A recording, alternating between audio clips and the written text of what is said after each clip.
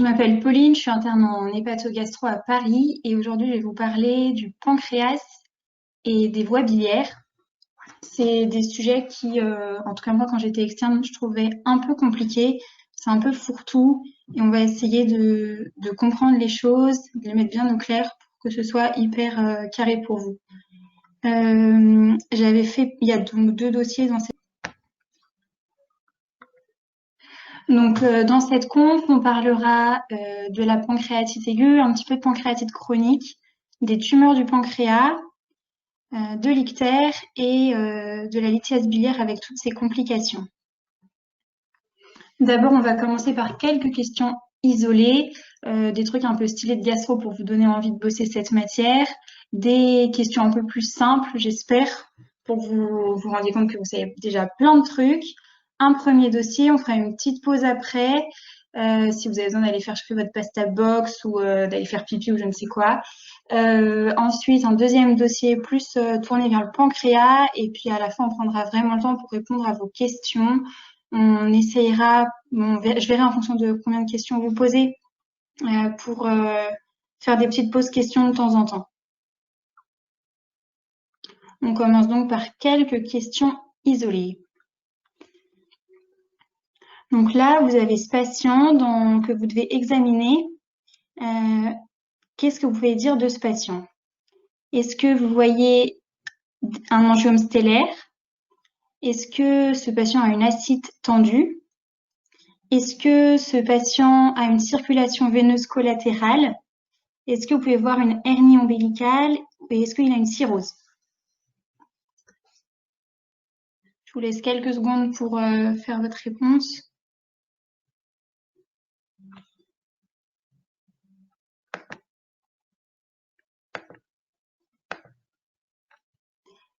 Alors, c'est pas mal vos réponses. Donc ce patient, hop, effectivement, il a une ascite tendue. On voit son ventre qui est énorme. Jusqu'à preuve du contraire, ça a l'air d'être bien de l'acide. On voit une circulation veineuse collatérale. Vous voyez, on voit les veines là à la surface qui sont hyper visibles. Et puis, la cirrhose, on ne peut pas le dire parce que c'est un diagnostic histologique. Ça veut dire que c'est un diagnostic qu'on porte sur la biopsie. Donc là, à l'examen clinique, on ne peut pas dire qu'il a une cirrhose, même si c'est assez probable. L'angiome stellaire, ce serait une petite tache rouge qu'on verrait dans le cou. Là, on ne voit pas du tout ça. Et puis la hernie ombilicale, ça ferait un gros truc qui dépasse au niveau du nombril, qu'on ne voit pas non plus.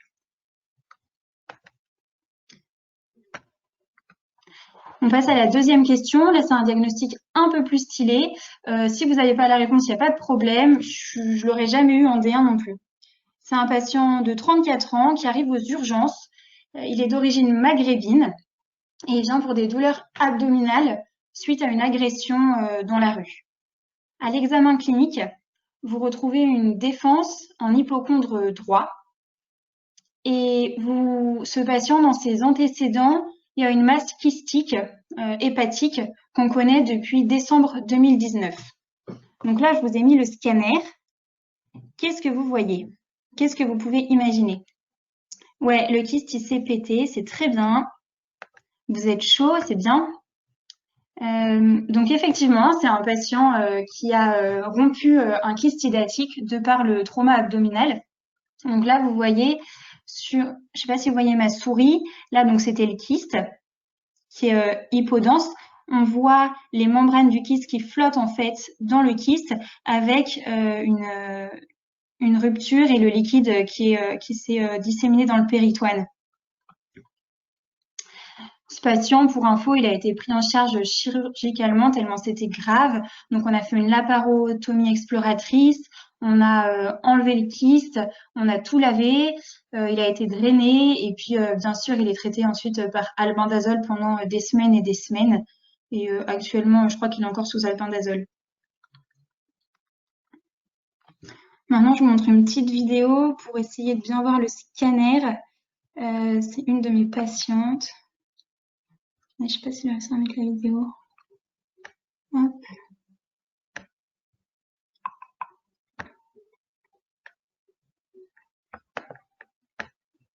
Bon, je je le reverrai. On a plusieurs confs ensemble. Je vous la mettrai pour la prochaine conf. Celle-là, c'est pas grave. C'était encore un autre truc stylé. On continue du coup. Donc là, vous avez un patient cette fois qui arrive. Vous notez ça.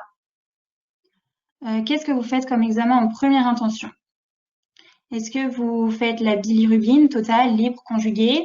Est-ce que vous faites un bilan hépatique avec les transaminases, c'est-à-dire les azates, les alates, les gamma-GT, les phosphatases alcalines? Est-ce que vous faites une radiographie d'un abdomen sans profil? Est-ce que vous faites une échographie abdominale? Ou est-ce que vous faites un scanner abdominal? Je vous demande les examens, le ou les examens de première intention. Il y en a qui chauffent pour le scanner, carrément, vous êtes chaud. D'autres plutôt le bilan bio. Ouais, la HEUT, elle est un peu loin, c'est vrai. Une hépatopathie, ça fait partie des causes, mais il y a aussi l'ictère à bilirubine libre. Ok, du coup, pour avancer sur le diagnostic, on a absolument besoin de savoir si c'est un ictère à bilirubine libre ou conjugué.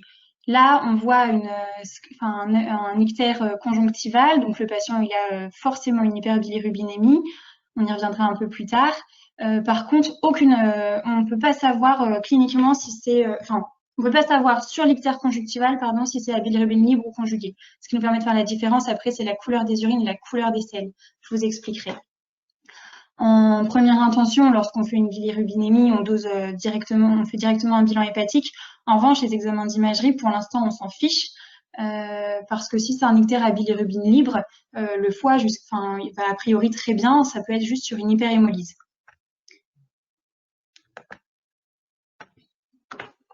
Donc là, je vous ai remis le petit schéma, c'est celui du collège, hein, vous l'avez. Donc le mécanisme de l'ictère, on a absolument besoin de savoir si c'est libre ou conjugué, et après on réfléchit. Si jamais si c'est à bilirubine libre, c'est-à-dire bilirubine non conjuguée, là on explore un petit peu une anémie. En fait, ça veut dire qu'il y a a priori une hémolyse. Parfois, ça peut être non hémolytique sur la dysérythropoïèse. Et puis ensuite, si c'est à bilirubine conjuguée, on va voir s'il y a une cholestase ou pas. Et c'est seulement à ce moment-là qu'on fera une imagerie. Mais vous voyez que l'imagerie, elle arrive bien après. C'est pas du tout dans les examens, c'est pas l'examen de première intention devant un ictère conjonctival. Question, je pense que vous allez y arriver. Donc, parmi les pathologies suivantes, il y en a une qui fait évoquer des vomissements fécaloïdes. Il y en a une qui doit être évoquée lorsqu'on a des vomissements fécaloïdes. Laquelle? J'entends occlusion intestinale. Ouais, c'est ça, très bien. Là, tout ça, toutes les causes, là, ça fait vomir. Après, les vomissements fécaloïdes, clairement, on a une occlusion intestinale. Et même si on veut aller un peu plus loin, on a une occlusion intestinale basse. La définition de l'occlusion intestinale, c'est un arrêt des gaz. Après, souvent, ça s'accompagne d'un arrêt des matières, mais vraiment, l'arrêt des gaz, c'est ce qu'il y a de plus spécifique. Et ensuite, il y a des signes associés, que sont les vomissements ou les nausées, mais qui peuvent être tardifs, qu'est la douleur abdominale en fonction de la cause, et puis aussi le météorisme abdominal. Cliniquement, on peut déjà savoir à peu près si l'occlusion elle est haute ou basse. La limite, c'est l'angle iléocécal. Donc là, sur le schéma, j'essaie de vous montrer, c'est ici. À la fin, là, en fait, dès qu'on est dans l'iléon, le sécum, c'est le tout début du côlon, là. Donc, vous avez le côlon, rectum, tout ça, ce sera bas. Et tout ce qui est intestin grêle, duodénum, estomac, œsophage, bien sûr, ce sera du syndrome occlusif haut. Lorsqu'on a un syndrome occlusif haut, il y a vraiment des signes fonctionnels très importants. Les vomissements sont précoces et c'est logique, c'est mécanique. Si l'obstacle est haut, la première chose qui va apparaître, c'est les vomissements. Et puis l'arrêt des matières, il sera retardé parce que le grêle et le côlon seront encore pleins de sel et donc le temps qu'ils se vident complètement, ça arrivera plus tard. En revanche, lorsqu'on a un syndrome occlusif bas, c'est-à-dire du 4 colique ou du rectum, comme je vous disais, l'arrêt des matières est quant à lui précoce et les vomissements, eux, sont rares, tardifs et fécaloïdes parce que c'est des matières qui sont déjà bien digérées. Encore une question, là, sur un diagnostic un peu plus rare. Vous avez un patient mexicain de 18 ans qui est hospitalisé pour des douleurs épigastriques depuis 2 semaines dans un contexte de brûlure épigastrique. qui sont cycliques et qui sont aggravés par l'alimentation, et le tout évolue depuis plus de 6 mois. À la biologie, vous avez une petite hyperleucocytose à 12,3 giga par litre et des lipases qui sont une lipasémie qui est franchement augmentée à 4671. Faites donc le diagnostic de pancréatite aiguë. Et puis le bilan étiologique de base est normal. Est-ce que vous connaissez des causes de pancréatite aiguë super rares? Enfin, super rares. Je vous rappelle, le patient il est mexicain, il a des douleurs épigastriques cycliques.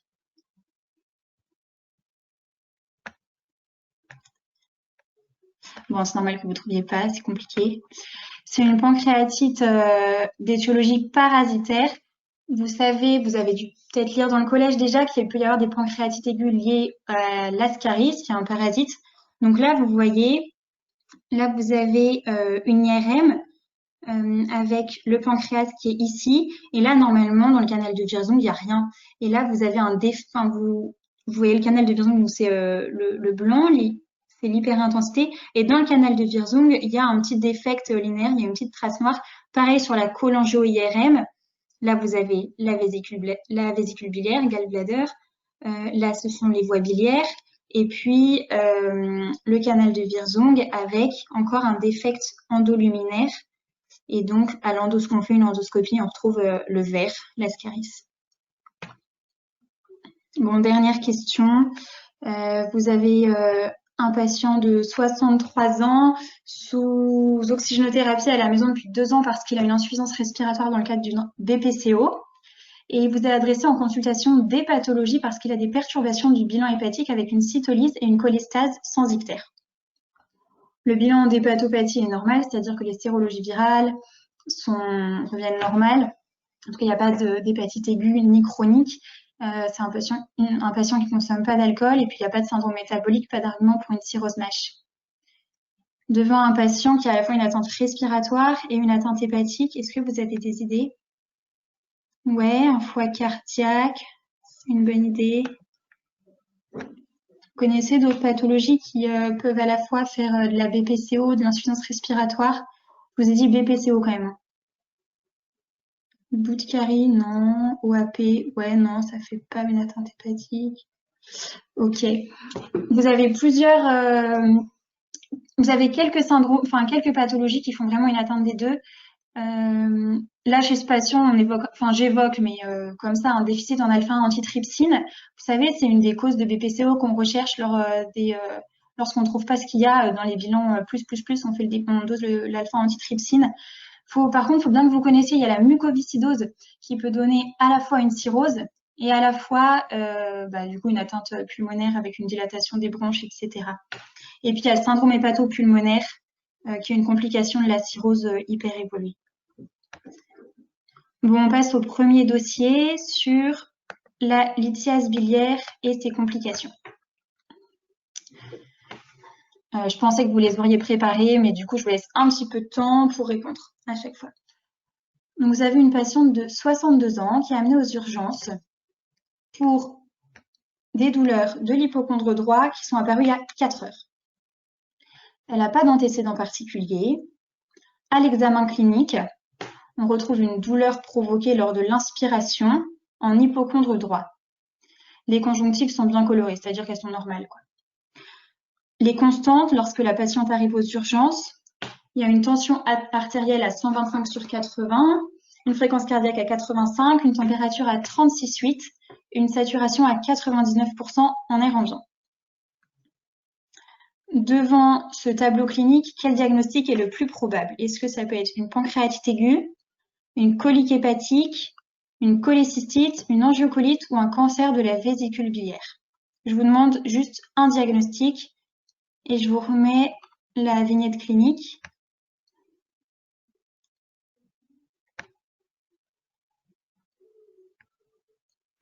Bon, bah c'est cool, c'est pas clair pour vous, donc comme ça, je vais pouvoir vous apprendre plein de trucs.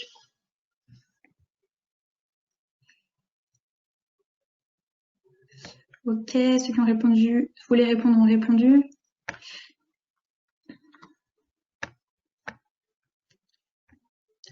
Donc là, devant ce tableau, on suspecte une colique hépatique. Je vais vous expliquer un peu pourquoi. D'abord un peu de physiologie, avant de faire de la physiopathologie, on explique comment ça marche normalement. La bile, elle est formée par les hépatocytes, c'est-à-dire les cellules du foie.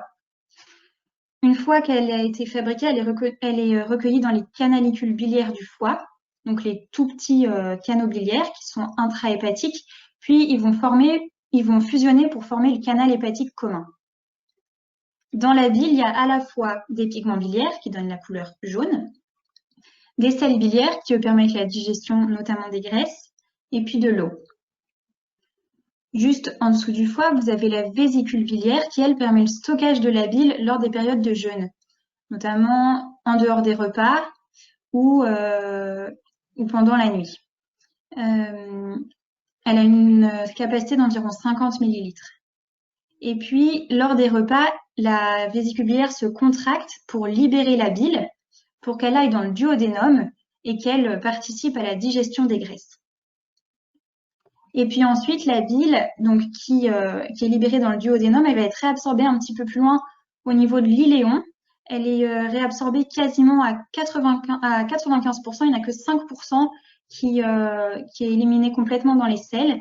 Et donc, une fois qu'elle est réabsorbée par l'iléon, elle retourne dans le foie par la veine porte et puis elle est réutilisée. Donc, il y a vraiment un recyclage de la bile. Au niveau de l'anatomie, il faut que vous connaissiez par cœur pour pouvoir réfléchir en termes de pathologie biliaire. Et franchement, quand on a compris, c'est hyper simple et on peut faire la différence là-dessus. Donc là, au-dessus du schéma, il faut imaginer qu'il y a le foie avec tous les canalicules biliaires dont je viens de vous parler. Et puis, ils se regroupent pour faire les conduits hépatiques droit et gauche.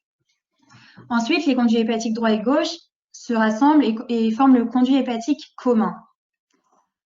Il y a le canal cystique qui se retrouve là. Le canal cystique, c'est celui qui relie la vésicule au conduit hépatique commun. Et une fois qu'on a tout ça ensemble, on appelle ça le cholédoque. Le cholédoque, il s'abouche dans le duodénum. Donc là c'est le duodénum, le D1, le D2, avec l'estomac qui est juste au-dessus.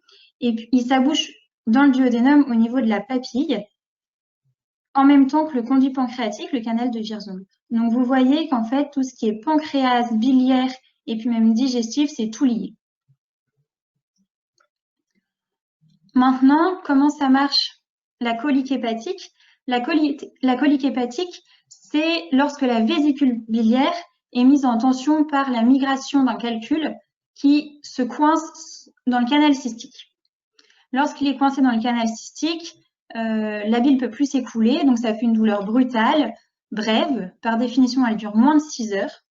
Et puis ensuite, le calcul migre et basta, c'est fini. Donc en fait, une colique hépatique, il se passe quasiment rien. Là, je vous ai fait un petit tableau récap. Je vous mettrai tout à la fin des fiches flash, vous en faites pas. Donc, dans la colique hépatique, on a juste une douleur brutale qui dure moins de 6 heures. Ça, c'est hyper important. Et puis, on a quasiment rien d'autre. Je vous disais, le calcul, il se coince soit vraiment dans la vésicule, mais près du canal cystique, soit au niveau du collet vésiculaire, soit dans le canal cystique. Ça, on fait un petit point sémiologie, la douleur biliaire. Donc, elle est souvent en hypocondre droit, elle peut être épigastrique et elle irradie au niveau de l'épaule droite ou de l'omoplate droite et parfois la région interscapulaire. Pourquoi? C'est parce que au niveau du diaphragme à droite, il y a le nerf phrénique qui passe et du coup, si jamais il y a une douleur à ce niveau-là, il est un peu titillé, un peu irrité et le nerf phrénique ensuite il remonte, je ne sais pas si vous voyez en vidéo, mais il remonte là le long jusqu'à l'épaule droite. Le type de douleur biliaire, c'est une torsion ou une crampe avec une intensité qui est forte, qui peut durer plusieurs heures. Les facteurs aggravants, c'est l'inspiration profonde. Donc, quelqu'un qui a vraiment mal à ce niveau-là en hypocondre droit sur une douleur biliaire, il a beaucoup de mal à respirer. Et puis, la toux. À l'examen clinique, on trouve le signe de Murphy que je vous décrivais dans la vignette clinique quand je vous disais que la patiente avait d'autant plus mal lors de l'aspiration en hypocondre droit. Puis il peut y avoir des signes associés, notamment les vomissements, de l'ictère, de la fièvre, des frissons dans le cadre d'une angiocolite. Alors, Merde, je crois que c'était Marie, tu avais posé une question et je l'ai supprimée sans faire exprès, si tu me l'as reposée. Ou alors tout à l'heure, quand on fait un point question, on fait genre un dans un quart d'heure, tu me redis. Donc on suspectait, donc je vous ai expliqué pourquoi on suspectait une colique hépatique.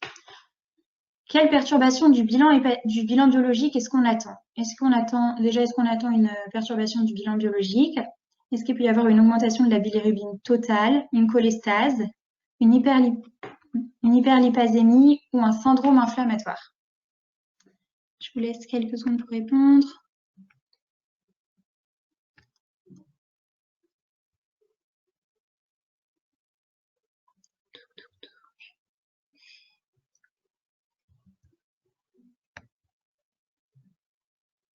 Donato, tu me disais pourquoi la patiente a de la fièvre, elle a 36,8, hein. Donc la fièvre c'est au-dessus de 38. Comment on dit ça?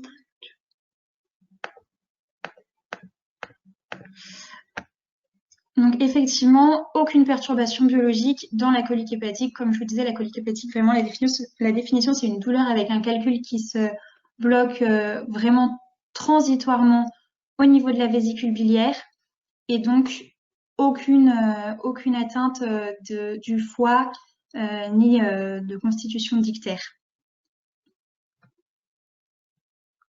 Et je vous ai remis le petit tableau récap.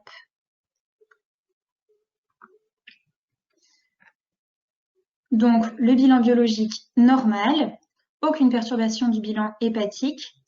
Quel examen on demande pour confirmer notre hypothèse diagnostique?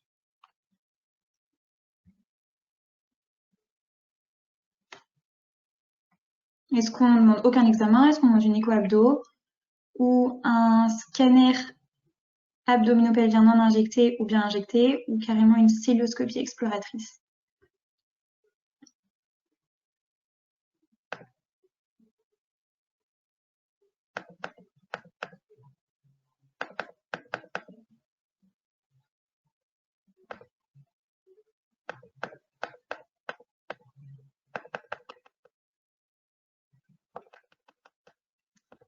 À la fin du dossier, je vous fais un point sur les différents types d'atteintes hépatiques. Je vous explique comment on distingue les uns des autres.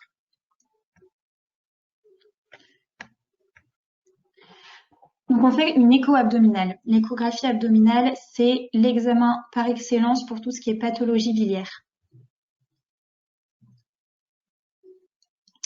On fait donc une échographie abdominale. Qu'est-ce que vous pouvez observer sur cette échographie? Là, je vous ai mis un petit indice. Ici, c'est la vésicule biliaire. Et puis là, vous allez trouver ce que c'est.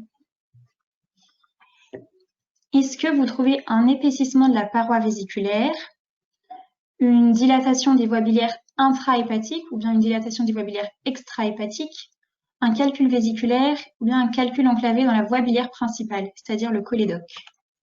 Je vous remets les images. À vos réponses.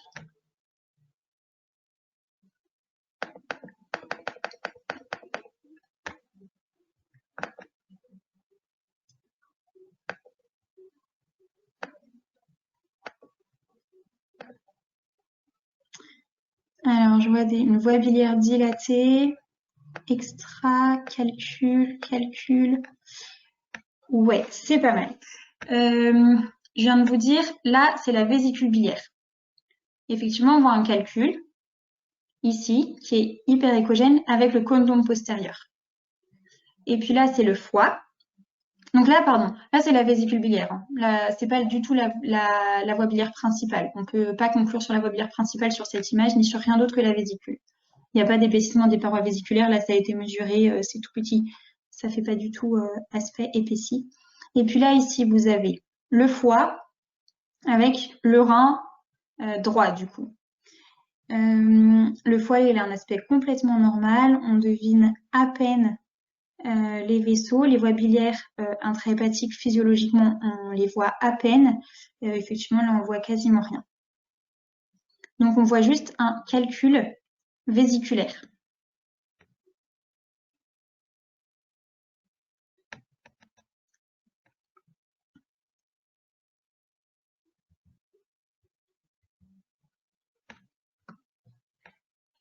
Donc, dans les calculs vésiculaires, pour les repérer, on fait une échographie, c'est le seul examen complémentaire à demander.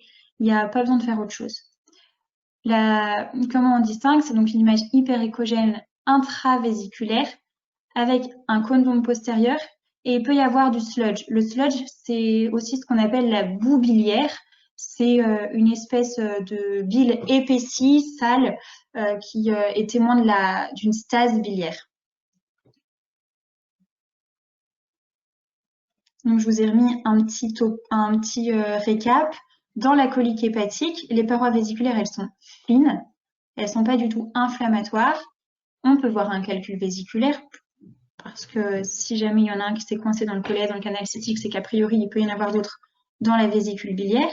Et puis, il n'y a pas de dilatation de la voie biliaire principale. Donc, on retient, on a une patiente qui a une colique hépatique. Qu'est-ce que vous faites? Est-ce que vous la mettez à jeun? Est-ce que vous lui indiquez un régime pauvre en graisse? Est-ce que vous lui mettez une antibiothérapie par C3G et métronidazole? Est-ce que vous lui proposez une chirurgie avec une cholécystectomie en urgence? Est-ce que vous lui proposez une chirurgie avec une cholécystectomie dans un délai d'environ 1 mois?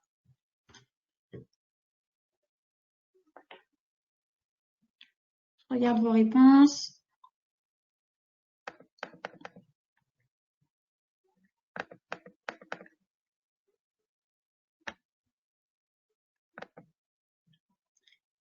Régime pauvre en graisse, chirurgie avec cholécystectomie dans un délai d'1 mois. Régime pauvre en graisse, cholécystectomie. C'est bien, bravo. Donc effectivement, on lui propose un régime pauvre en graisse et une chirurgie sans urgence, mais quand même rapide, dans un délai d'1 mois. Pourquoi? Le régime sans matière grasse, c'est pour limiter à fond la libération de bile, puisque je vous ai dit tout à l'heure que la bile permet la digestion des graisses. Si on fait un régime sans matière grasse, ça permet d'essayer de limiter le flux biliaire et de limiter la migration des calculs. C'est pas possible de mettre la patiente à jeun parce qu'on sait très bien que de toute façon, on va pas l'opérer tout de suite. On va pas la mettre à jeun pendant 1 mois. C'est pas possible. Bien sûr, comme toujours en médecine, on traite les symptômes et notamment la douleur. Ça, le CN, si vous ne traitez pas la douleur, vous êtes mis au pylori, donc des antalgiques, des antispasmodiques du genre Spasfon, et puis des anti-inflammatoires. Tout ça, on les met en IV aux urgences. Après, bien sûr, quand ils rentrent à la maison, on les passe en péros. Et puis la cholécystectomie, elle est dans le cadre de la colique hépatique, elle est différée dans un délai, on dit d'1 mois. Ça veut pas dire il faut au moins 1 mois pour ça. Et non, les blocs sont sursaturés, donc il faut que ce soit fait d'ici 1 mois. La célioscopie, quand c'est possible, et c'est le plus souvent le cas, on la fait par voie célioscopique pour avoir une technique mini-invasive. En chirurgie ambulatoire, ça veut dire le patient rentre le matin, il sort le soir, il n'a pas besoin de dormir à l'hôpital. Et puis suite à ça, le patient il peut manger normalement. Il n'y a quasiment pas de risque de refaire des calculs de la voie biliaire. Voilà, je vous ai mis avec le tableau avec la prise en charge. Donc, vous laissez donc la patiente rentrer à domicile et puis vous programmez une cholécystectomie 3 semaines plus tard. Donc, la patiente, elle sort avec ses rendez-vous, sa pochette de sortie, tout ça. 2 semaines après la sortie d'hospitalisation, donc avant de s'être opérée, elle revient aux urgences pour une récidive des douleurs au niveau de l'hypocondre droit associée à un ictère, le tout apparu depuis 4 jours. Les constantes cette fois, notez-les bien. Donc, la tension à 145/85, la fréquence cardiaque à 85 battements par minute, la température à 38,8 degrés et la saturation elle est de 97% en air ambiant. Qu'est-ce que vous suspectez comme diagnostic cette fois-ci? Une pancréatite aiguë toujours, une migration lithiasique, une cholécystite, une angiocolite ou un cancer de la vésicule biliaire. Je vois cholécystite, je vois angiocolite, cholécystite, angiocolite. On est sur du 50-50. Là, on suspecte une angiocolite et je vous explique pourquoi à la prochaine question. Chez cette patiente, quels sont les signes cliniques de la triade de Charcot que vous retrouvez? Déjà, qu'est-ce que c'est que les signes de la triade de Charcot? La fièvre, l'ictère cutanéo-muqueux, le syndrome inflammatoire, une douleur biliaire ou alors une douleur épigastrique transfixiante. Très bien, super, vous êtes fort. La triade de Charcot, c'est ça. C'est la fièvre, l'ictère clinique et la douleur biliaire, celle que je vous ai détaillée tout à l'heure. Et la triade de Charcot, c'est synonyme de angiocolite. Je vous explique la physiopathie de l'angiocolite. L'angiocolite, c'est un calcul enclavé dans la voie biliaire principale qui du coup met en tension toutes les voies biliaires en amont, c'est-à-dire la voie biliaire principale ou cholédoque, la vésicule biliaire avec le canal cystique et puis tous les canalicules intrahépatiques. Donc on peut avoir à la fois une souffrance de la vésicule, une souffrance du foie et puis une souffrance au niveau de la libération de la bile. Au niveau de la clinique, tout ça, se traduit par ce qu'on appelle donc la triade de Charcot. Et ça, c'est de la sémiologie, c'est un signe que vous devez connaître, enfin, c'est une triade que vous devez connaître. Attendez, je crois que j'ai loupé une question. Ah non, c'est bon. Et donc, au niveau de la biologie, chez le patient qui a une angiocolite, vous allez retrouver un syndrome inflammatoire, parce qu'il y a une infection du fait de la stase de la bile, une cholestase, ça veut dire que les sels biliaires sont mal éliminés, ils n'arrivent pas à passer, puis une cytolyse, parce qu'il y a les canalicules hépatiques qui sont dilatés et ça fait et puis ça se traduit du coup par une atteinte du foie. Je vous refais un petit topo sur ce que c'est que l'ictère. On en avait parlé un peu dans les QI du début. Donc l'ictère, on peut le voir cliniquement, mais la définition biologique, et c'est une définition biologique, c'est une bilirubine totale qui est supérieure à 20 micromoles par litre. Les unités, vous devez les connaître. Je sais qu'à Paris, il y a des professeurs qui sont un peu chiants et qui, pendant les partiels, jouent là-dessus, donc pas sympa. Donc bili supérieure à 20, mais ça devient visible seulement si la bilirubine est supérieure à 40. Donc entre 20 et 40, on a un peu une dose de flou et c'est seulement la biologie qui nous permet de savoir. Sachant que normalement, la bilirubine libre, elle est inférieure à 15 micromoles par litre et la bilirubine conjuguée inférieure à 5 micromoles par litre. Pour comprendre un peu les différents types d'ictères, je vous explique comment on obtient la bile normalement. L'hémoglobine, elle est détruite par les macrophages et lorsque l'hémoglobine est détruite par les macrophages, ça libère de la bilirubine. C'est de la bilirubine non conjuguée qui est alors liée à un transporteur qui est l'albumine. L'albumine, ça a un haut poids moléculaire et donc ça passe pas la barrière au niveau des reins et donc la bilirubine libre ne va jamais dans les urines. La bilirubine libre, ensuite, elle va dans le foie. Elle rentre au niveau des capillaires sinusoïdes et c'est dans le foie qu'elle est conjuguée. Elle est conjuguée par une enzyme qui s'appelle la glucuronide transférase. Une fois que l'hémoglobine est conjuguée, elle est donc liée cette fois à l'acide glucuronique et non plus à l'albumine. Elle va être libérée donc dans la bile et, comme je vous expliquais tout à l'heure, rentrer dans le cycle entérohépatique. Une fois que la bilirubine est conjuguée, donc elle est plus liée à l'albumine, mais à l'acide glucuronique, là, elle peut passer dans les urines. Et donc, c'est pour ça que cliniquement, lorsqu'on a un ictère à bilirubine conjugué, on peut avoir des urines foncées. Donc, première chose à faire devant un ictère, c'est savoir s'il est à bilirubine conjuguée ou libre. Ça nous permet de réfléchir. Lorsque c'est un ictère à bilirubine libre ou non conjuguée, comme je vous expliquais, la bilirubine, elle provient de la dégradation de l'hémoglobine. Donc, ça peut être en cas d'hyperhémolyse ou de dysérythropoïèse. Et puis, la deuxième cause, enfin, le deuxième cadre, c'est lorsque la conjugaison ou bien la captation par l'hépatocyte est insuffisante. Ça veut dire avant d'arriver au foie. Ça, c'est physiologique chez le nouveau-né parce que les enzymes, enfin, notamment la glucuronide-transférase, n'est pas encore suffisamment efficace. Donc, pendant quelques jours chez le nouveau-né, il y a un ictère. Dans le syndrome de Gilbert, c'est quelque chose qui est pas grave, qui est même physiologique, qui touche beaucoup de personnes de la population. Et le syndrome de Crigler-Najjar, qui pour le coup, lui, est beaucoup plus grave. Et puis, lorsque on a un ictère à bilirubine conjugué, là, c'est soit en cas de cholestase, ça veut dire que la bile n'arrive plus à s'écouler et donc ça reflue, faut imaginer, au-dessus du foie, ou alors c'est lorsqu'on a une anomalie du transport.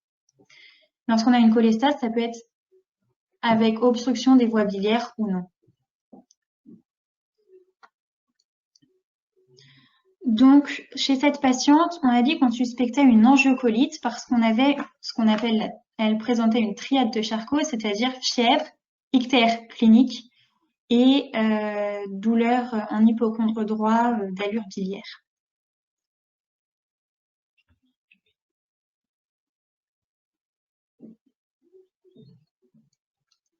Donc, comme je vous disais tout à l'heure, premier examen à faire devant une pathologie d'allure biliaire, c'est une échographie. Donc, on fait l'échographie. Et cette fois, on obtient ces images. Donc là, vous avez la vésicule biliaire. Là, je vous ai mis, c'est le foie. Et ici, c'est la voie biliaire principale, le cholédoque, c'est écrit ici. Qu'est-ce que vous voyez cette fois? Est-ce que vous retrouvez un épaississement de la paroi vésiculaire? Est-ce que vous retrouvez une dilatation des voies biliaires? Est-ce qu'il y a un calcul vésiculaire, un calcul enclavé dans le canal cystique ou un calcul enclavé dans la voie biliaire principale? Alors, je vois dilatation des voies biliaires avec calcul enclavé de la voie biliaire principale. Allez-y, répondez un peu. Calcul vésiculaire. Je vous remonte les images peut-être. Hop. Je vous demandais, est-ce qu'il y a un épaississement de la paroi vésiculaire? Est-ce qu'il y a un calcul enclavé de la voie un calcul de vésiculaire, une dilatation des voies biliaires, un calcul enclavé dans le canal cystique ou un calcul enclavé dans la voie biliaire principale?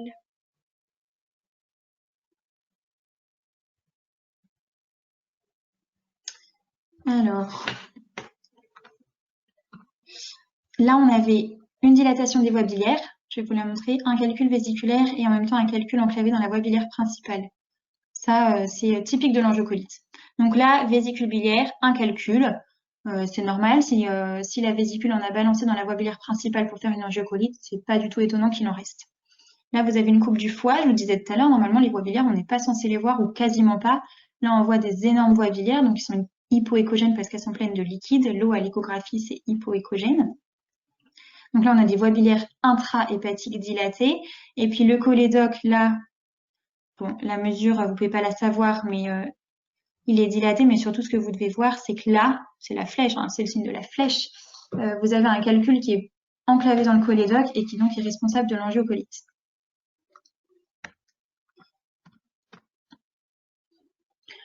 L'échographie de l'angiocolite, donc au niveau de la vésicule biliaire, vous pouvez retrouver des calculs, du sludge. En revanche, il n'y a pas de signe de cholécystite, c'est pas une infection de... Il n'y a pas de signe de cholécystite, c'est-à-dire qu'il n'y a pas d'épaississement des parois, c'est pas une infection de la vésicule biliaire. Il y a une dilatation des voies biliaires intra-hépatiques, donc ici, comme je vous montrais dans le cas clinique, c'est-à-dire qu'elles sont visibles, et puis une dilatation des voies biliaires extra-hépatiques du cholédoque supérieure à 8 mm. Et puis, une des complications lorsque la bile stagne pendant trop longtemps, c'est qu'elle s'infecte, notamment au niveau du foie dans les canalicules biliaires, puis après ça transloque et ça forme des abcès hépatiques. Donc, il faut checker au niveau du foie qu'il n'y ait pas d'abcès hépatique.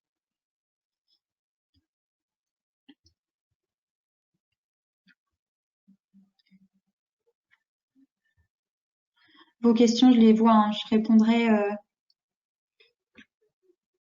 répondrai quand on fera une petite pause. Donc, dans l'angiocolite, dilatation de la voie biliaire principale, et puis des voies biliaires intrahépatiques, et puis il peut y avoir des parois épaissies.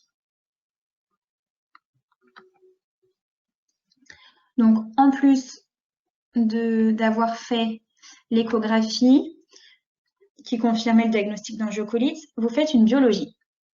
La prise de sang, elle retrouve une hémoglobine à 13,5, des leucocytes à 11,5 giga par litre, avec 9 giga par litre de PNL, une CRP à 66, une lipase à 520, sachant que la normale est inférieure à 60, des azates à 90, des alates à 125, des gamma-GT à 145, des phosphatases alcalines à 131. Quel est donc votre diagnostic? Là, il faut réfléchir un peu. Est-ce que c'est une pancréatite aiguë? Donc, c'est toujours le même cas clinique. Est-ce que c'est une pancréatite aiguë? Est-ce que c'est une migration lithiasique? Est-ce que c'est une cholécystite, une angiocolite et ou une colique hépatique?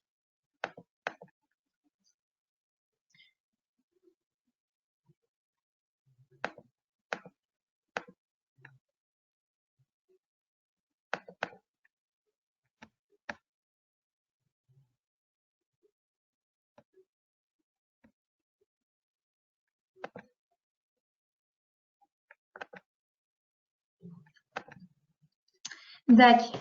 Là, donc au niveau de la biologie, qu'est-ce qu'on a? L'hémoglobine, elle est normale, pas d'anémie. Les leucocytes, ils sont un peu élevés, normalement c'est inférieur à 10. Les PNN aussi, c'est élevé, normalement c'est inférieur à 7. Et la CRP aussi, elle est élevée, normalement c'est inférieur à 5. Donc déjà, on a un syndrome inflammatoire. Pas beaucoup d'étonnement puisque l'angiocolite, on est censé avoir un syndrome inflammatoire. La patiente, on a confirmé jusqu'à présent qu'elle avait une angiocolite. L'hypasémie, elle est élevée. Donc ça, c'est carrément en faveur d'une pancréatite aiguë. Les azates et les alates sont aussi augmentés. Ça veut dire qu'on a une cytolyse. Les gamma-GT et les phosphatases alcalines sont aussi augmentés. Ça veut dire qu'on a une cholestase. Donc, syndrome inflammatoire, cytolyse, cholestase, ça va très bien avec le diagnostic d'angiocolite. Et en plus, on a une lipase supérieure à 3 fois la normale, à 520. Donc là, on a une pancréatite aiguë associée à une angiocolite. Sachant que tout ça, c'est des complications de lithiase biliaire et que ça peut tout à fait s'associer.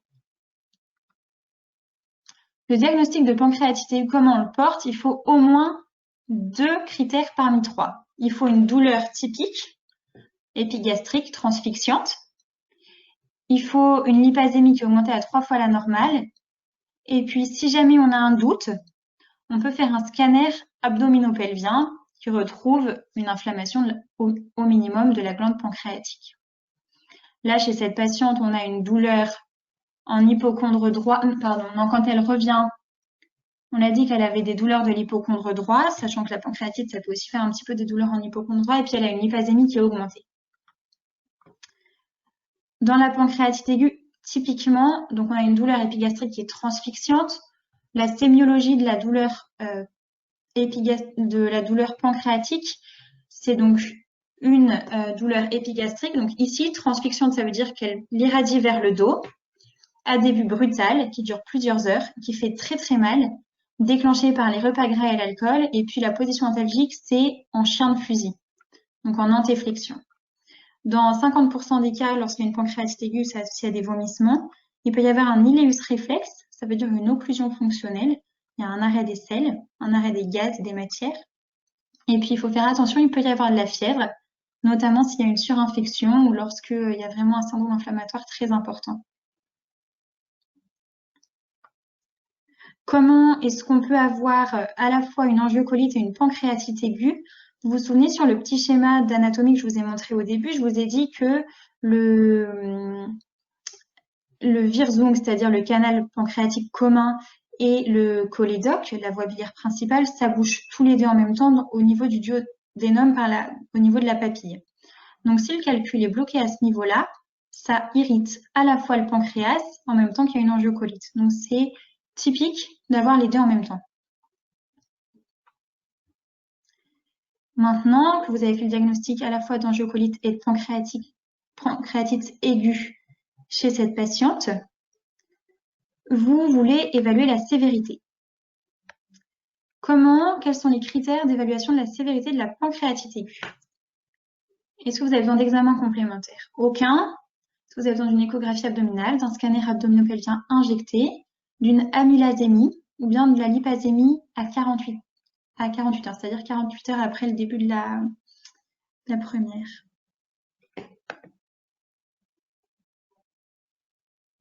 L'écho-abdon, on l'a déjà faite.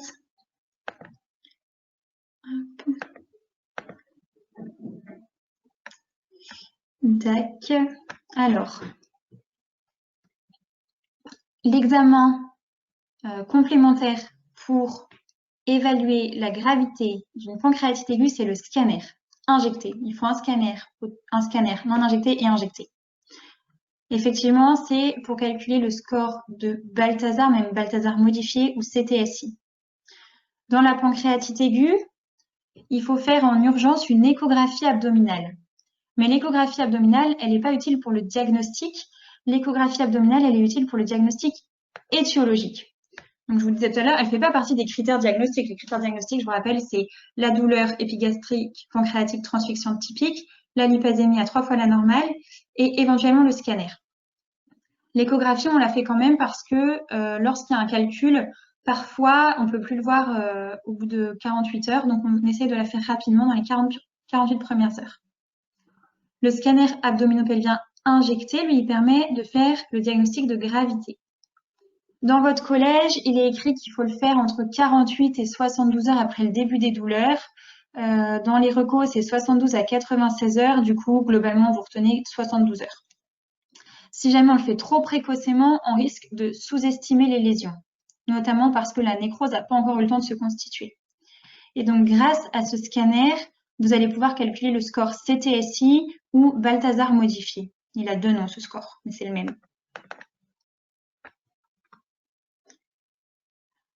Donc, le scanner que vous réalisez, je vous montrerai des images de scanner après, mais je ne vous demande pas de savoir l'interpréter maintenant. Il montre une infiltration de la graisse péripancréatique sans nécrose de la glande pancréatique. Quel est le score CTSI et quel est le degré de gravité de cet épisode de pancréatite? Est-ce que c'est CTSI 1, 2 ou 3? Et est-ce que du coup c'est une pancréatite aiguë non grave œdémateuse ou une pancréatite aiguë grave nécrosante? Bon, si vous avez votre collège sous les yeux, c'est facile. Sinon, en par cœur, c'est plus compliqué. En D1, vous avez bien le droit de ne pas connaître ce score. Vous le connaîtrez plus tard. Globalement, il faut savoir qu'il existe et les critères, et puis vous apprendrez à le calculer pour le CN. Du coup, qu'est-ce que vous répondez? Rien. Vous répondez rien. CTSI 2, pancréatite aiguë non grave. Il y en a qui ont le collège sous les yeux, parce que je pense que vous ne connaissez pas ça par cœur. Mais c'est bien. Là, on est CTSI 2, donc c'est une pancréatite aiguë non grave. CTSI 1, 2, c'est non grave, c'est-à-dire œdémateuse, 80% des pancréatites aiguës. CTSI 3 à 10, c'est grave, c'est-à-dire nécrosante. Donc, je vous disais, le scanner égale diagnostic de gravité. Essentiel à faire à, on va dire, 72 heures du début des douleurs. Qui permet de calculer donc le score CTSI ou score de Balthazar modifié. Avec, on regarde en premier lieu le scanner non injecté, enfin le temps non injecté, qui permet d'étudier la glande pancréatique. Et puis, le temps injecté qui permet de voir s'il y a des coulées de nécrose. On fait le total des 2 colonnes, on obtient un score entre 0 et 10. Donc là, chez la patiente, on avait une infiltration de la graisse péripancréatique, donc 2 points, et puis il n'y avait pas de coulée de nécrose, donc 0 points, donc 2 CTSI 2 non grave. Alors, qu'est-ce que vous racontez? On n'a pas encore les collèges? Ouais, ça dépend des facs. Moi, mes externes, ils ont les collèges.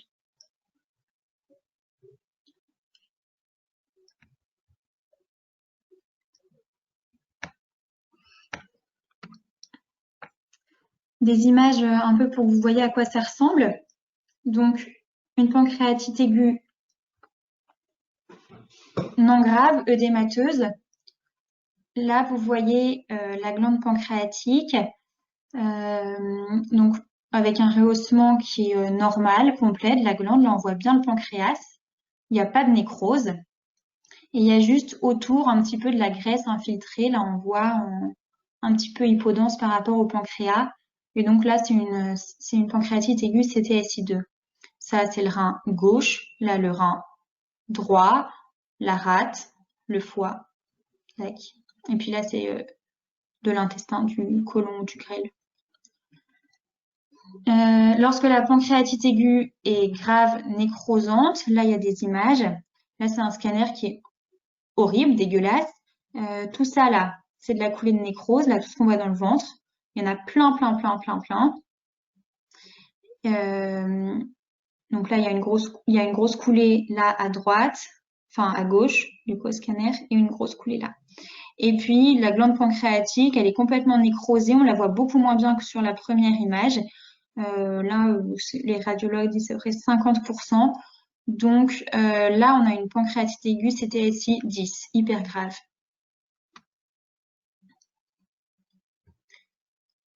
Ok, alors je ne sais pas si vous avez pris des notes, mais du coup, quelle est les signes de gravité qui sont présentés par la patiente? Aucun. Est-ce que c'est la lipasémie qui est très élevée? Elle était à 520 pour rappel. Est-ce que c'est la CRP très élevée? Elle était à 66. Est-ce que c'est la présence d'un SIRS ou syndrome inflammatoire des réponses systémiques? Est-ce que c'est la présence d'une cytolyse?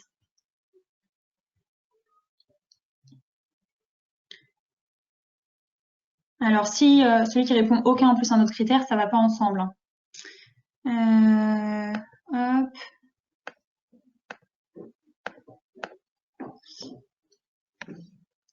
Là, la patiente, elle a aucun critère de gravité. La lipasémie, on s'en fout. La lipasémie, elle sert juste à faire le diagnostic positif, c'est-à-dire supérieur à 3 fois la normale. Et après, aucun intérêt à monitorer, c'est-à-dire aucun intérêt à doser à 48 heures ou après. On s'en fout. Et que le patient ait une lipasémie à du coup 3 fois 60, c'est-à-dire 180 ou 500, c'est pas un facteur pronostic. La CRP, effectivement, c'est un facteur pronostic si elle est supérieure à 150. La présence d'un syndrome inflammatoire systémique. Donc le syndrome inflammatoire de réponse systémique, c'est un critère de gravité quand il est présent, mais chez cette patiente, il n'est pas présent, je vais vous montrer. Et la cytolyse, d'une part, on s'en fout dans la pancréatite aiguë. D'autre part, dans le cas clinique, elle est associée à l'angiocolite, donc pas du tout inquiétante. Le CIRS, la définition, c'est au moins 2 critères parmi les 4 qui sont là. C'est une température inférieure à 36 degrés, donc une hypothermie, ou supérieure à 38 degrés, donc de la fièvre. C'est une tachycardie, c'est-à-dire une fréquence cardiaque supérieure à 90 battements par minute. Une polypnée avec plus de 20 respirations par minute, ou bien une PaCO2, c'est-à-dire inférieure à 32, c'est-à-dire une hypocapnie. Et puis une hyperleucocytose supérieure à 12 gigas, ou alors des leucocytes qui sont trop abaissés, inférieurs à 4 gigas par millimètre, pardon, 4000 par millimètre cube, 4 gigas par litre. Ou alors la forme de blast, mais ça c'est encore autre chose. Et puis le CIRS, du coup, les critères de gravité, c'est soit à l'admission, soit à plus de 48 heures après l'admission. Donc les deux. La CRP, je vous disais, supérieure à 150. Le score CTSI, chez cette patiente, on a dit qu'il était à 2, donc elle n'était pas grave. Vous verrez traîner, pour ceux qui ont les collèges, dans le collège de Réa, le score de Ranson. Il n'est plus du tout utilisé par les gastros et dans toutes les recos, il n'apparaît plus. Et puis l'amylazémie, pareil, c'est un vieux dosage qui est plus jamais fait, vraiment plus jamais. Chez cette patiente, pas de CIRS. C'est vrai qu'elle a 38,8 de température, donc elle a de la fièvre, mais elle a une fréquence cardiaque à 85. La définition, c'est supérieur à 90. Elle avait une saturation en air ambiant à 97%. Donc, elle respirait très bien. Et des leucocytes à 11,5. Le critère, c'est supérieur à 12 ou inférieur à 4. La CRP à 66, c'est inférieur à 150. Et le score CTSI à 2, c'est non grave. Vous concluez donc à une pancréatite aiguë biliaire non grave, puisqu'elle est CTSI 2 au scanner et biliaire parce que le bilan biologique qui est en faveur de ça et puis l'échographie que vous avez faite et qui est associée à une angiocolite. Comment est-ce que vous prenez en charge cette patiente? Vous lui faites une hydratation abondante en intraveineux. Vous la réalimentez de manière précoce dès qu'elle n'a plus de douleur. Vous lui proposez une cholécystectomie dès que possible. Je vous rappelle qu'on avait indiqué initialement une cholécystectomie il y a 1 mois, mais qu'elle n'a jamais eu lieu, cette cholécystectomie, puisqu'elle a fait cette complication avant d'avoir la cholécystectomie. Est-ce que vous lui mettez une alimentation entérale? Ça veut dire une alimentation sur une sonde nasogastrique. Ou est-ce que vous maintenez la patiente à jeun jusqu'à l'intervention chirurgicale?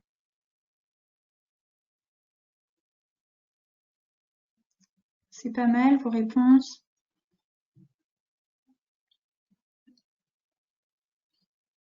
Alors, la pancréatite aiguë, hydratation hyperabondante par du ringer lactate. Ça diminue le risque d'inflammation, de nécrose et de surinfection des coulées de nécrose, toujours, quelle que soit l'étiologie. On propose une cholécystectomie dès que possible et vu qu'on fait la cholécystectomie en urgence, on maintient la patiente à jeun. Donc l'hydratation hyperabondante en première intention par du ringer lactate, c'est des patients qu'on met facilement sous 2 à 3 litres par 24 heures de ringer lactate. Au niveau de l'alimentation dans la pancréatite aiguë, en fait, ça dépend un petit peu de l'étiologie de la pancréatite aiguë. Globalement, les patients en phase aiguë de pancréatite aiguë, enfin vraiment quand il arrive aux urgences et puis quand il arrive dans votre service de gastro, vous le mettez à jeun avant d'avoir l'étiologie. Si la pancréatite aiguë n'est pas grave et qu'elle n'est pas d'étiologie biliaire, alors vous pouvez reprendre l'alimentation dès que ça va un petit peu mieux au niveau des douleurs. Il n'y a pas d'intérêt de faire un régime sans graisse ou je ne sais quoi, on le fait manger normalement. Et on voit s'il a mal ou pas. S'il a pas mal, on continue. S'il a mal, on diminue et on arrête l'alimentation. Lorsque c'est une pancréatite aiguë biliaire, on ne lui donne pas à manger tant que le problème biliaire n'est pas résolu, tant qu'il n'y a pas eu la cholécystectomie. Pourquoi? Parce que sinon, ça récidive. Si on le refait manger, il rebalance un calcul dans les voies biliaires. Ce calcul peut se boucher de nouveau au niveau de l'abouchement du Wirsung dans le duodénum et c'est reparti pour un épisode de pancréatite aiguë. Puis en cas de pancréatite aiguë sévère, on laisse le patient à jeun, mais on lui propose une nutrition entérale précoce, c'est-à-dire sur la sonde nasogastrique, ça permet de diminuer les risques de surinfection de coulées de nécrose et ça c'est hyper important. Bien sûr, on met des antalgiques parce que ça fait très mal et si besoin, on peut même mettre les patients sous morphine pendant un temps.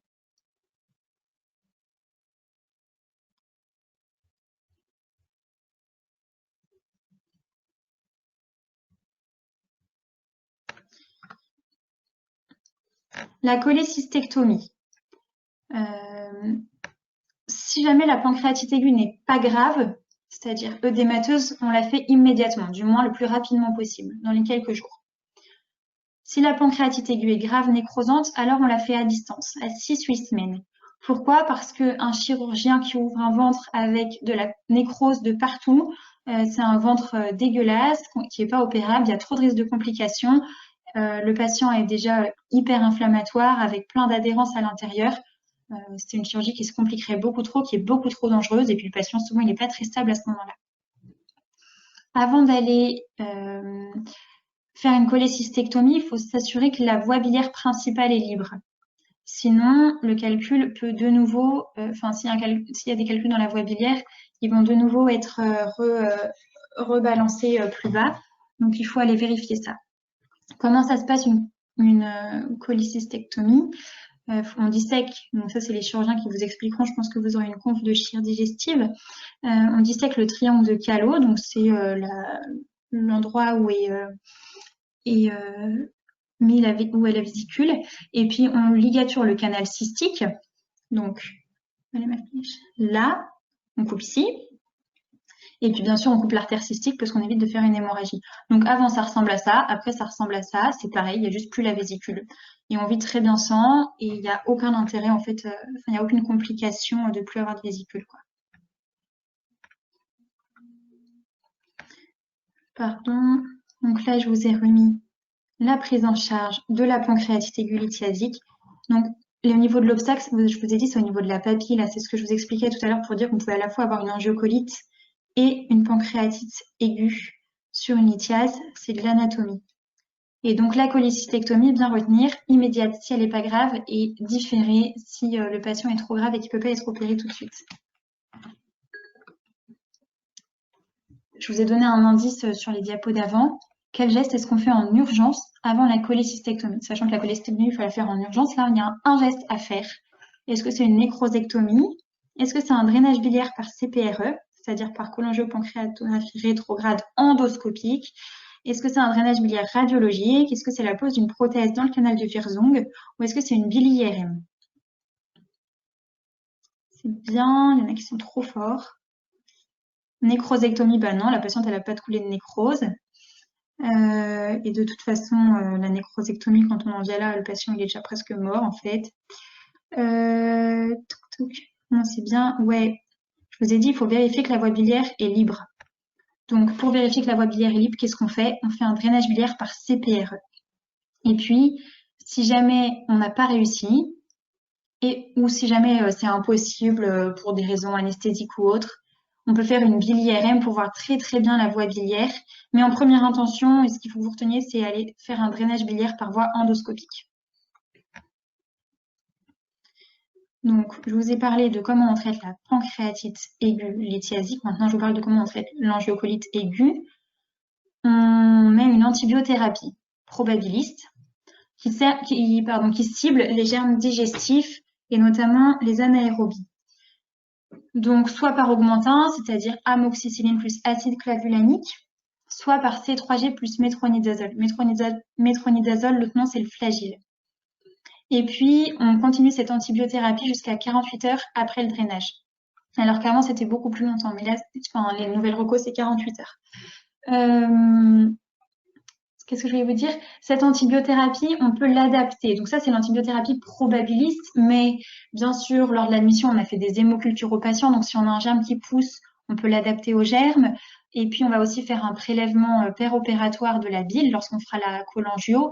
Et donc, si on a un germe, on adapte. La deuxième chose hyper importante à faire, c'est une désobstruction, c'est-à-dire un drainage des voies biliaires. Et ça, c'est le traitement curatif. Quand vous avez une infection qui est due à quelque chose qui stagne dans le corps, pour arrêter l'infection, c'est bien les antibiotiques, mais ce qu'il faut, c'est enlever le truc infecté. Un abcès, dès qu'il est un peu gros, on le draine. La bile, c'est pareil, lorsqu'elle stagne et qu'elle est infectée, il faut la drainer, il faut aller déboucher. En première intention, on fait un drainage endoscopique, donc par CPRE.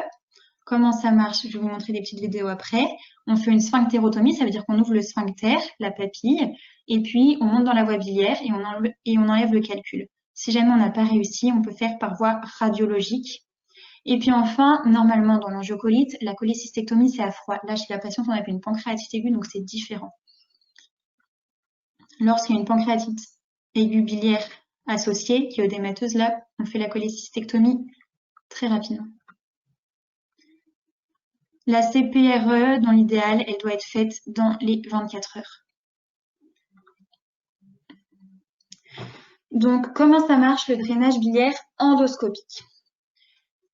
Vous utilisez un duodénoscope, c'est-à-dire un endoscope qui va jusqu'au duodénum. Vous l'introduisez donc dans la bouche, ça descend dans l'œsophage, dans l'estomac, et c'est un appareil à vision latérale. Donc, vous allez pas bien voir, c'est pas du tout comme un gastroscope, là vous allez super bien voir sur le côté, et c'est le but.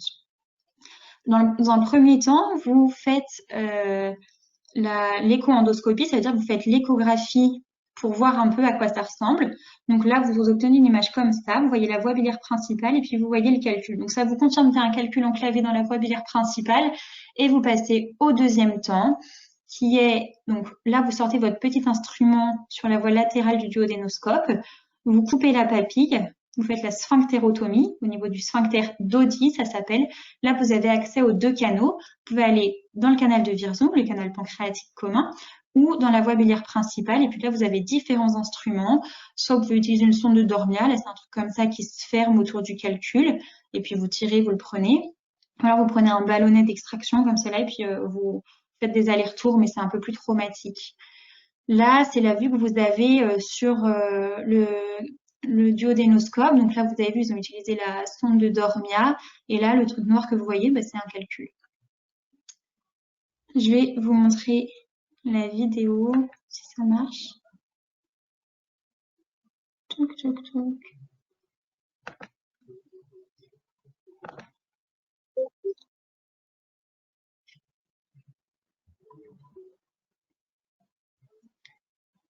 Patience, patience.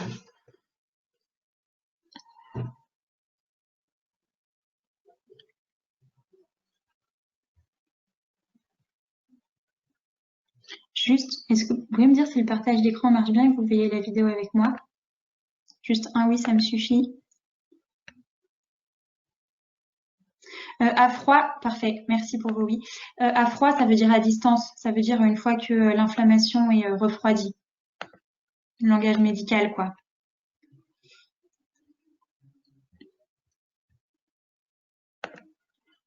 Touk, touk, touk. Ok, on part sur la vidéo. Pardon. Désolée. Hop, je vous le mets en plein écran.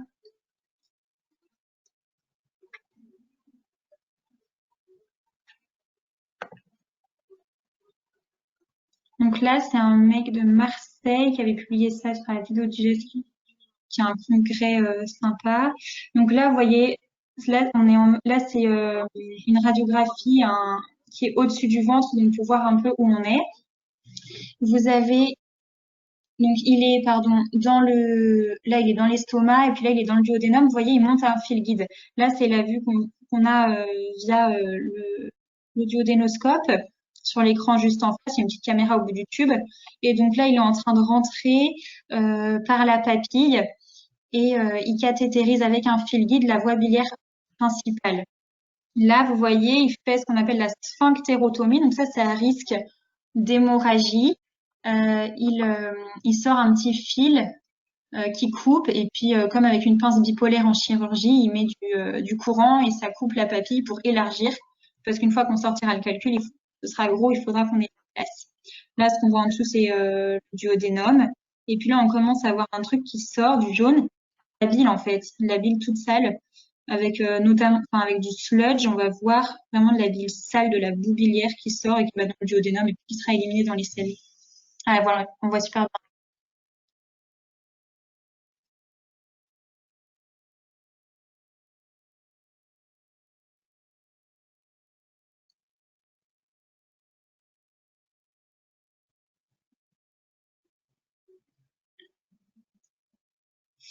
Hop, donc là, vous voyez, ça sort à fond, ça sort super bien. On va avancer un tout petit peu. Et donc là, qu'est-ce qu'il a fait? Il a injecté du produit de contraste dans la voie biliaire principale. Donc on voit, là, ça passe bien, tout là. Là, c'est la vésicule biliaire avec le canal cystique. Là, c'est les voies biliaires intrahépatiques. Et puis là, c'est bouché. Là, il n'y a plus de contraste qui passe. Donc, a priori, le calcul, il est là. Il va falloir aller attraper. Et donc là, c'est ça. Il utilise la sonde de Dorniac que je vous avais montré sur le PowerPoint tout à l'heure pour aller retirer le calcul.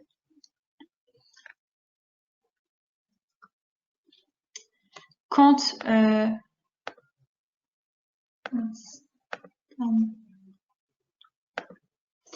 quand quand on n'arrive pas à faire par voie endoscopique, on peut faire par voie radiologique. Donc là, on voit de la même manière un défect de prise de contraste dans la voie biliaire principale. Donc, comment on fait par voie radiologique? On met un drain percutané qu'on va fixer à l'intérieur. Et l'idée, donc ça peut être drainé par voie externe avec un drain et une poche qui se remplit de bile. L'idéal, c'est d'aller mettre un drap par l'intérieur. On fait ça boucher dans le duodénum. Ça fait un drainage interne qui permet de manière physiologique ensuite de s'évacuer. Est-ce que vous connaissez les principales complications de la CPRE et vous devez les expliquer à la patiente avant de faire le geste? Est-ce que ça peut faire une pancréatite aiguë, un saignement, une infection, une perforation, un abcès hépatique? Alors, allez-y.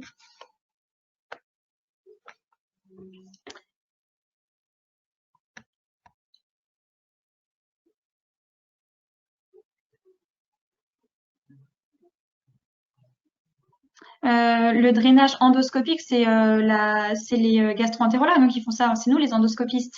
Les chirurgiens, ils n'ont pas leur place du tout là-dedans. Ils sont jaloux, mais c'est nous.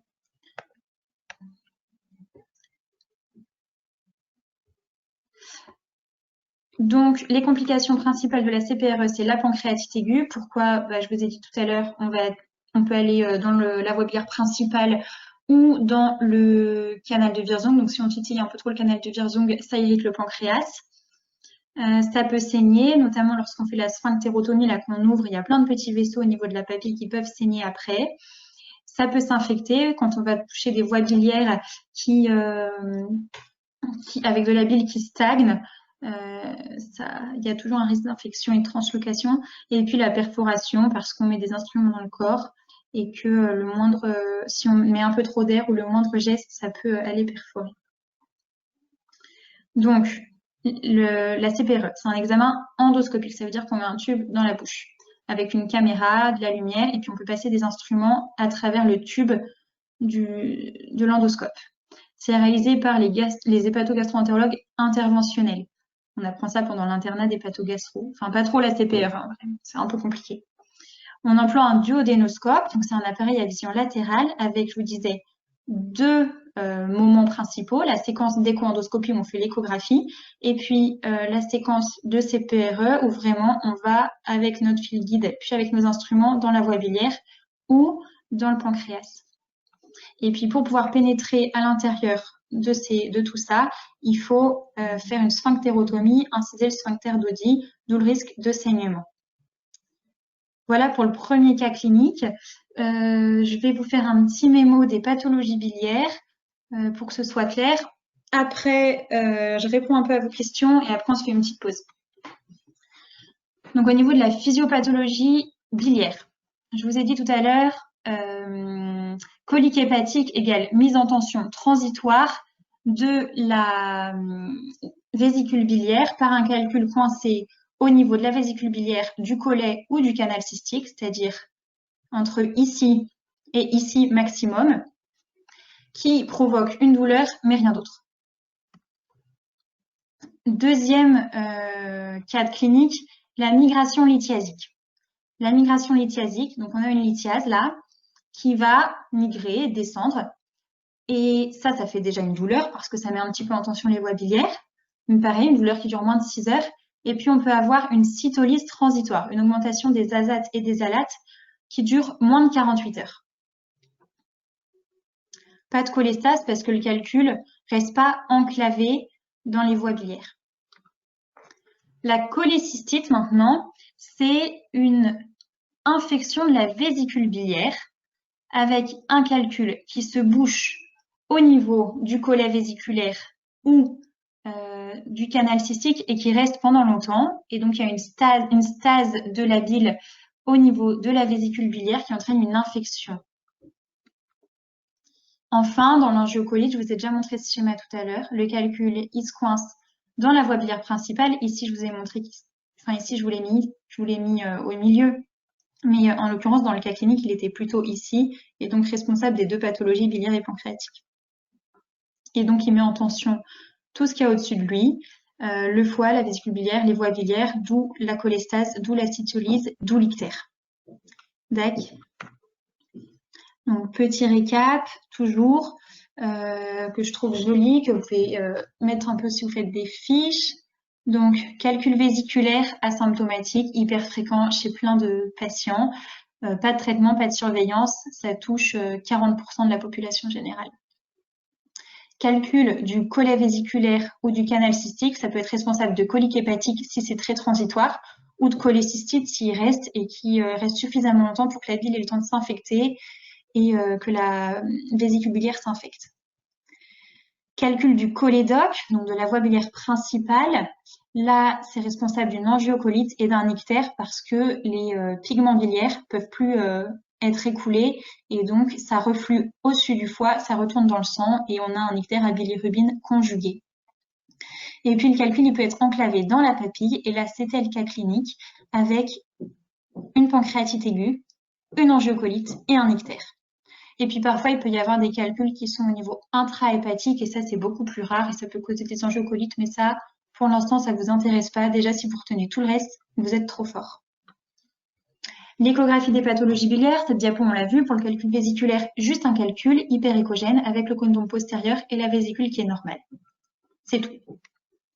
Dans la cholécystite, donc l'infection de la vésicule biliaire, il y a une inflammation des parois vésiculaires et donc elles sont épaissies.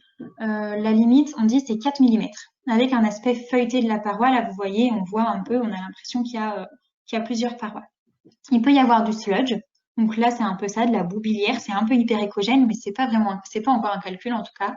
Et puis parfois, il peut y avoir de l'épanchement pérévésiculaire lié à l'inflammation. Lorsque l'échographiste passe la sonde au niveau de l'hypochondre droit, ça fait mal lorsqu'on appuie. Et puis parfois, on peut même visualiser, donc on peut visualiser bien sûr des calculs, et puis parfois on peut visualiser le calcul enclavé dans le collet ou le canal cystique. Puis l'angiocolite, là je vous l'ai aussi montré tout à l'heure, cette diapo. La vésicule biliaire, elle est saine, dans le sens où il n'y a pas de cholécystite. En revanche, il y a des calculs ou du sludge qui sont responsables. Et c'était un de ces calculs qui a migré dans la voie biliaire principale. Avec des voies biliaires intrahépatiques et extrahépatiques, toutes celles qui sont en amont du calcul, qui sont dilatées. Et puis, il faut penser à rechercher des abcès hépatiques. Là, je vous ai fait un méga tableau récap. Moi, c'est mon tableau de D4. Vous pouvez vous le copier pour vous rappeler le niveau de l'obstacle, enfin les différentes pathologies, le niveau de l'obstacle qui, du coup, vous permet de réfléchir et ensuite de tout déduire, la clinique. Donc, retenez bien qu'en cas de colique hépatique ou de migration lithiasique, c'est inférieur à 6 heures, tandis que dans le reste, c'est supérieur à 6 heures. Que dans la cholécystite, il y a de la fièvre puisque c'est une infection, mais il n'y a pas d'ictère parce que ça touche juste la vésicule biliaire, alors que dans l'angiocolite, il y a l'ictère.